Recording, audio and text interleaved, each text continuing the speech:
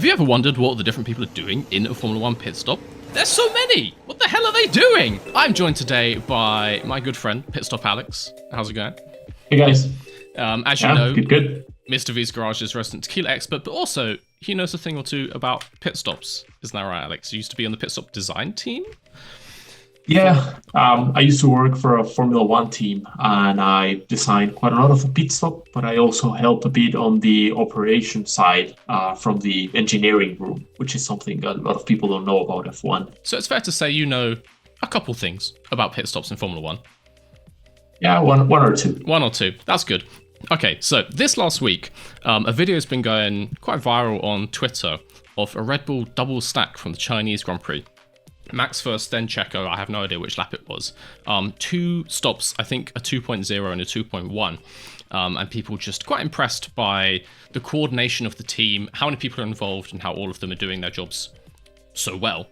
So I thought it'd be interesting to talk through each of the different people in a pit stop crew and basically what they're doing, what they're looking out for, what can go wrong, and some of the things that fans at home might not realize are happening during these 2.1 seconds. I guess first things first, I've labeled here number 0. Obviously, the driver has a role to play in a pit stop. It's not just the crew.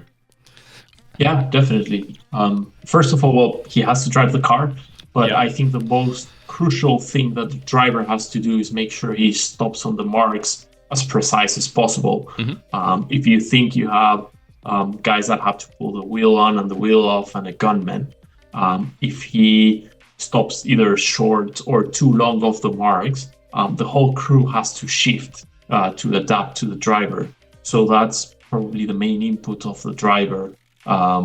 He has to step on the brakes because when the wheel gun goes in, you don't want the wheel to start rotating with the torque of the gun. So those guns are pretty powerful, right? They will just spin the whole axle. Oh yeah, they will. They can take your arm out if you're not careful. Huge amount of pneumatic power. But the main role of the driver is basically to stop on the marks, and he practices every time on free practices. And when they do rolling pit stops, which is when the mechanics push the car when the car is off. And also, if you've seen, if they stop too short, the guys on their knees have to like crawl around to get to it, slows you down. If you stop too long, then you will just slam into your front jackman, who is just standing right in front of you. So yeah. Pretty important. That's a very easy way of injuring your front jackman. Yeah. So there's quite a lot of trust between those two.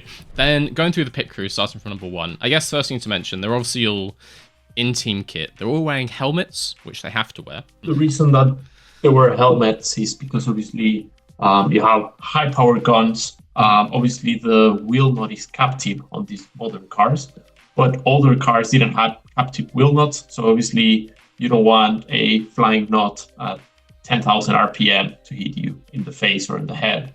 No, I suppose that wouldn't be very fun, to be honest. No. I guess another thing as well, we don't have refueling anymore in a Formula 1 pit stop, but it's still a race car.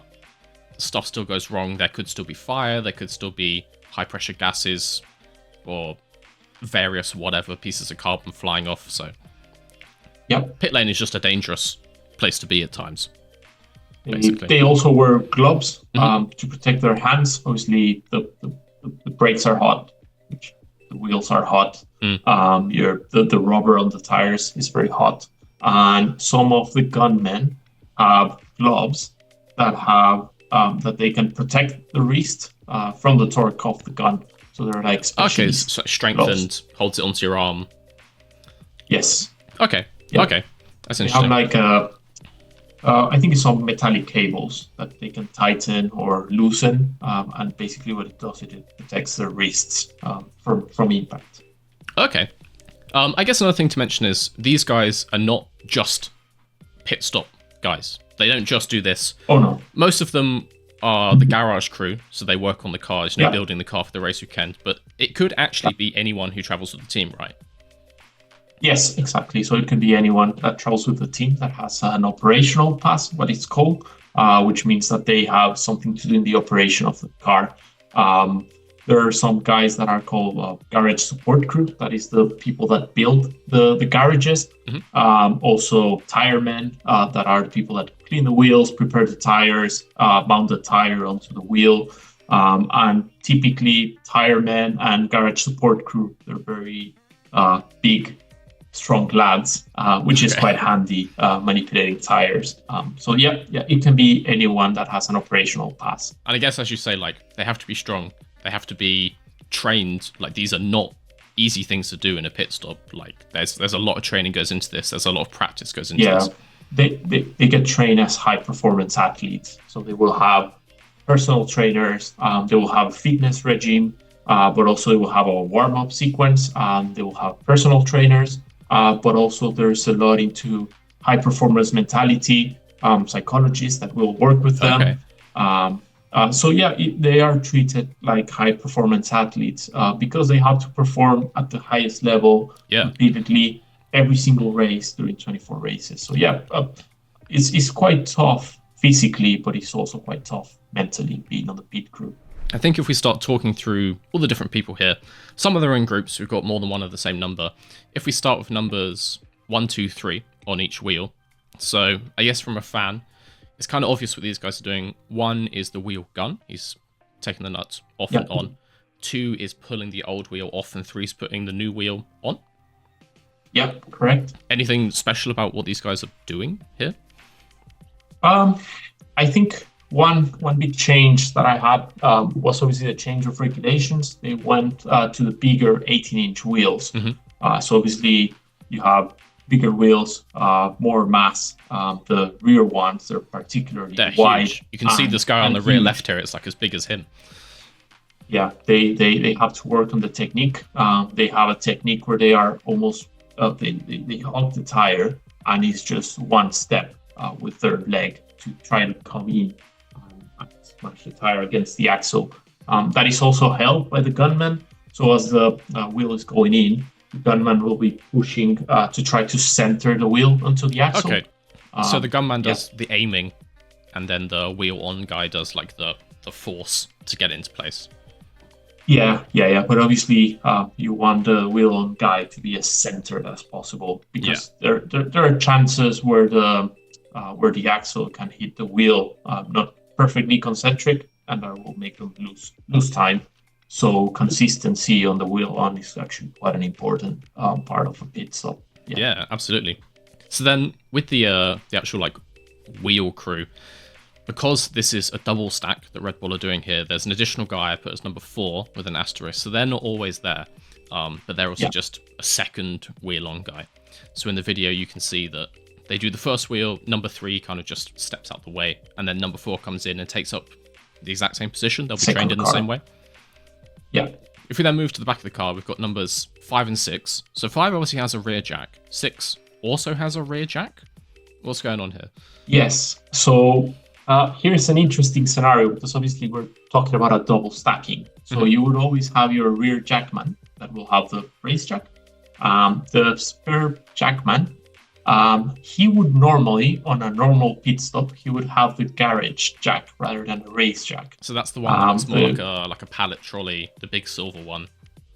Yes, exactly. Normally it's metallic, and it has a super long lever arm that basically allows you to come and attack the car at any angle and just be able to lift it out. Okay. On an emergency situation, let's say you have a double puncture or the car falls off the jack when the wheels are off, obviously the rear ride height will drop dramatically. Well, it'd be 0. And yeah, pretty much. So you won't be able to get a race jack in. So that's where the garage jack comes into place, because it will go so much lower, but you will have to make so much force. So obviously, it's not as quick as a race jack, but it will get you out of trouble. Obviously, 5 and 6, they both have race jacks because they are doing the double stacking. But yeah, the race jacks are tuned throughout the race weekend. So they are highly dependent on ride height. So you can change the height of the jacks basically to match the ride heights that the car is running. Okay, so they have so to if put there's a little change, shims in or something to change the they jack? have spacers. Yeah, they have spacers. So everything tracks. So if there's a ride height change, there's jack changes. And yeah, that has to be accounted for throughout the weekend. So it's super specific, and if the car has a puncture, you can't do a normal pit stop. You have to get the special, the non-special jack in. Okay, There Okay, is nice. emergency procedures, and it's all written down, Yeah. as you can imagine, and it's all Oh, yeah, it's all documented. controlled. It's all like They they're love trying it. not to lose time, of course. That makes sense. Yeah, everything is tracked. Life of every part is tracked, similar to on a car. Yeah, in a How big many Excel miles the spreadsheet, right? suspension parts. Oh, well, hopefully not on a big Excel spreadsheet. Depends which team you're in. But yeah, everything is tracked, and everything has a service life as a regular car part. Talking about Okay. guns or jacks. Yeah. Okay, cool. So we've got 5 and 6 at the back of the car, but then at the front of the car we just have number 7. There's a front jackman, but there's no spare front jackman here. Yeah, there normally is. I think he's probably not in the picture, but you always have a spare front jackman just in case you have a front jack failure. Yeah. Okay. Ready to run in case he sees number 7. Like Yeah, have exactly. a failure. And in a double stacking, you would run the same. You would have 2 guys with the front race jack, and one will do one pit stop, and the other guy will do the other one, the other car. Sorry. Does that make sense? Okay, so are the jacks like primed? Once you've used them once, you can't do the second car?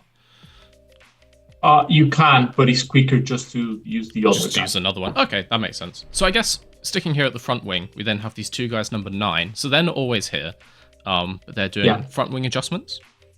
Exactly. So depending on the feedback of the driver, you might need to change the angle on the front wing. Yep. And basically what these guys do is they have an electrical gun that has a very precise motor that they can adjust how many rotations they want to do. And obviously precision is a key word here. Yeah. You don't want to overshoot your wing adjust or undershoot. You want to make sure the angle that the race engineer is requesting is being done physically on the car. Yeah, this doesn't happen on every pit stop, but it does happen and it gets practiced. And you want to make sure you take that gun out of the front wing. You don't want to get it stuck there. Well, no, I suppose that would not help your front aero much. So basically, these guys have like an impact wrench, but a really precise one that only turns a certain amount. But they're having to, same as the front jack, start further away, run in, get this thing in the right place, which is obviously only like this big. Do this and then run out the way again in 2 seconds. That's quite a tough job, I'm guessing. Oh yeah, it is, and that's why front wing adjusts are not very common. I think it's like a last resort scenario when there is something that they think they can improve. Okay. You were saying before we recorded this that actually pit crew do training. They also do training in pit stop scenarios, but they do other trainings like motor skills training with fine like motor skills techniques. Yeah, so they would, for example, they would have small parts that they need to put in a place, and they will be timed. Because when a car comes into the garage and, for example, they need to do a ride height adjust, you will have to work with very tiny pieces that are very fiddly, and there's big time constraint. You need to get the car ready for the next session, or you need to get the repair done. So they will do all these trainings. I'm getting timed just to see how they respond to the stress. Yeah. Okay, so they're literally doing like timed puzzles. It all goes into the like high performance athletes, as you were saying before. Yeah. Okay, well, I've done the numbers in the wrong way, but if we move back to the middle of the car, we've got these 2 guys number 8 either side of the driver. They look like they're just holding the car in place. Yeah, they're called stabilizers, and basically what they do is they stop the car from rocking around. Obviously, when you leave the car from only 2 points, the rear crash structure and the front wing, you have a lot of forces going on. So you're putting wheels out, putting them back in. And those guns are applying quite a lot of force. So there's a tendency for the car to rock, and that could affect obviously the wing adjusters. It could affect the lining of the gunman. So what these 2 guys are doing is they're just making sure that the car's stable. Yeah. Okay. So simple job, but like has a massive effect, I guess, on your ability to do a quick stop. So holding the car. I'm not gonna say to their face that it's an easy job, but like it's maybe a bit more simple when you describe it. say it's probably the simplest, but yeah, I don't think there's an easy job on a pit stop. True. But yeah, probably the less stressful one, I would say. Okay. So moving forwards, we've done number 9. Right at the front of the car with this box on a big wire, we've got number 10. I actually don't know what this guy would be called. Like, what is his job called? Yeah, so that number 10 is a very important guy in the pit stop. He would normally be the chief mechanic. Okay. So he will be in charge of the whole pit crew. And he has the responsibility of releasing the car. Okay. So his job is making sure that every corner is ready, all the wheels are tight, and he basically, what he's holding in his hand is a big release button that has a panel that illuminates and basically tells to him when each corner is ready. So he needs to make sure. Diagram of the car with the 4 wheels and 4 lights. Exactly. Kind of like in like the Formula 1 games, your little tire indicator at the bottom, and it shows you like they go green, I guess. You're aware. Yeah. So obviously the guns will detect when the wheels are tight, and then will send a signal to the gantry, and that signal will be sent to the release button, which is how it's called. And the chief mechanic, he has to make sure that everyone's safe, everyone has done their job, and then he has to make sure that the pit lane is clear. After all of that is met, he would press the button, and that will send the green light to the driver for him to go. Yeah, so the driver literally has like a set of traffic lights in front of them. You can see it in this picture, but it's hard to tell because it's all painted the same color. But they have this little box in front of them, and it's literally just a red and then the green light. Yes, exactly. It's just a red and green light, and that tells the driver when to basically go. So actually, number 10 is very critical in terms of safety, but also, obviously, you get penalized if you do an unsafe release. So you need a very experienced guy with a very cool head doing that job. And then if we come down to the bottom of the image here, we have 3 guys kind of just standing here, 11, 12, and 13. If you watch the video in full, they don't actually do anything. So I'm assuming these guys are just looking out for certain things? Yeah, I'm not really sure about these 2 guys, 11 and 13. I would imagine they would probably be responsible for the front and the rear axle, one of each. Okay. And maybe they would be able to communicate something to chief mechanic if they see something wrong. Another theory that I have is that maybe they're responsible for the air bottles on each of the gantries, making sure that they're running the right pressures. But yeah, I would say it's not a very common setup. I wouldn't be able to tell you what 11 and 13 are so doing. this is Red Bull specific. These guys. Yeah, I would say this is potentially Red Bull specific. And then number 12, he's standing next to the Sidejack. So that metallic artifact that you see next to number 12. Yeah. That's called a Sidejack. So let's say, for example, you have a crash and you damage your front wing. You can't leave the car using the normal front jack. So that Sidejack will come under the car and leave the car from the plank. So they can perform a front wing change. But also, if you have any emergency procedures, you would use the Sidejack. Obviously, one of the downsides of using the Sidejack is that it's not as quick as the front and rear jack. So it's really last resort kind of thing. Yeah, super last resort. You have to be careful how you insert it because obviously it leaves the car through the floor, and you can. So if you put it in the wrong place, you're gonna snap some carbon down there. Yeah, exactly. Obviously, the floor is carbon fiber; it's not that thick, and if you place it wrongly, you can potentially damage the floor, which in this new regulation era is a very important part of how the downforce is created, the ground effect. On screen here, absolute tons of people must be trying to add up in my head, like 25 people shown here-ish. Are there even more in the garage? Would there be more people with helmets on as reserve, just in case? Yeah, there will be people that are kind of like spare. Obviously, the people that are going to go into pit stop are set and they have already been practicing. But a lot of things can happen. One member could fall ill.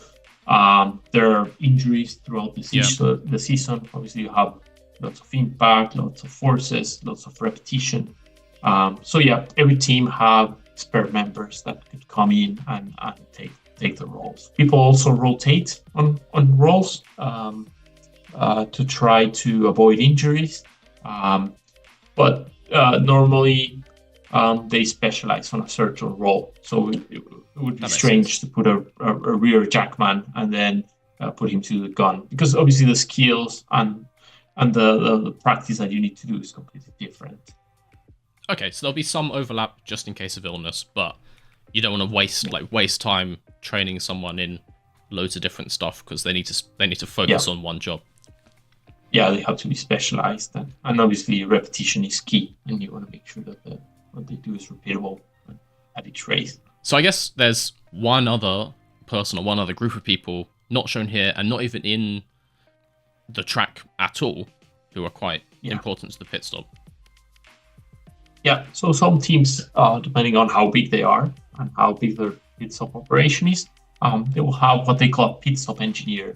So it will be someone that will be sitting at mission control with strategy engineers and where a lot of decisions are made on the factory. So that's some of the countries in the UK, back at home, back at base. Yes, okay. Exactly. Because some of the countries, obviously, they have a lot of electronic systems for controlling the guns, controlling the jacks. Okay.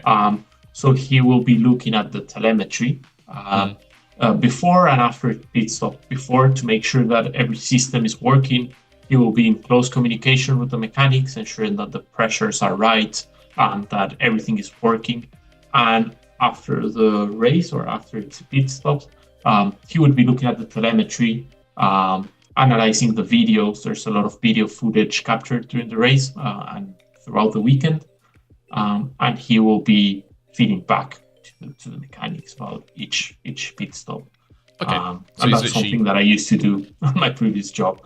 Yeah, so you were sat there like watching the race and just waiting for the pit stops to come in. Yeah. So you're hearing the radio and making sure that everything is ready before the pit stop. And if there is something wrong, trying to communicate as quickly as possible to the race team so they can countermeasure it. Yeah. Okay, wow. I guess that's one thing that definitely you wouldn't realize at home because you're never going to see them. I guess that's everything. It's quite complicated. Formula One is, well, the most complicated pit stop in any kind of motorsport. Thank you for your insight, Alex. Obviously, there's not many people who know as much about pit stops as you do. I guess there's only a couple per team. I hope this is interesting. I hope you learned something about a pit stop. Maybe notice some of the other people that you don't often see. It's easy to focus on the guys doing the tires, but there's a lot of other people involved in this. If you've got any questions about any other things that the teams are looking out for or things that can go wrong in the pit lane, let us know down below. We'll try and answer some. I'll try and keep Alex around and force him to answer all your comments. But yeah, thank you very much for joining me, Alex. I won't divulge all my secrets. What? I won't divulge all the secrets, though. Well, sorry, I fucked up your outro. I'll try and get them out of you, but I guess you've signed quite a few NDAs. Yeah, no, it's an absolute pleasure to be with you, Mr. V. Thank you very much. Well, hope you guys enjoyed. If you did, leave a like down below. Subscribe so you don't miss the next video. And until then, he's been Pitstop Alex, I've been Mr. V, and I'll see you guys later.